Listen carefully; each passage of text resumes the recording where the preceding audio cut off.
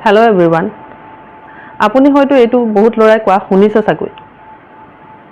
হে বিশেষ এটা মেছেজ মুখেসকল লৰা বা পুৰুষসকললৈ।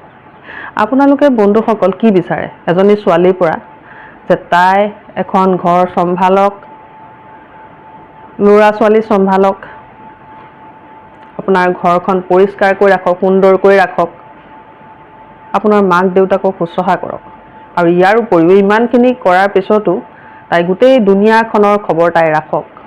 আৰু যেতিয়া তাই এই দুনিয়াদাৰী খবৰ ৰাখিব নোৱাৰে তেতিয়া তাইক আপোনালোকে কি কয়, তোমাৰ মূৰত মাল নাই, তোমাৰ মূৰত মগজ নাই।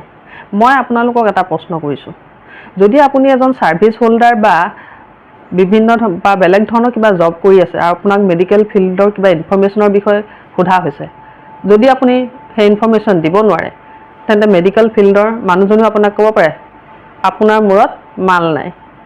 মই এইটোকে অৰ্থাৎ এই পইণ্টটোকে প্ৰুভ কৰিব খুজিছোঁ যে ছোৱালীসকলৰ মূৰত আচলতে বহুত বেছিহে মগজ থাকে। সেইকাৰণে they are the best manager, they are handle their kids, home, food and many other things simultaneously. So we should salute each and every girl and woman because they have the best brain in the world. We should salute it. সন্মান কৰিবলৈ শিকক। এজনী ছোৱালীৰ brain কোনো গুণে কম নহয়। তাই ব্ৰেইনটোক মাল নাই বুলি ক'বলৈ কেতিয়াও সাহস নকৰিব। তাইৰ মূৰত মাল আছে, তাইৰ মূৰত মগজ আছে কাৰণে তাই ইমানখিনি চম্ভালি থাকিব পাৰে।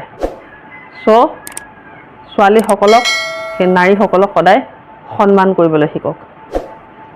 ধন্যবাদ।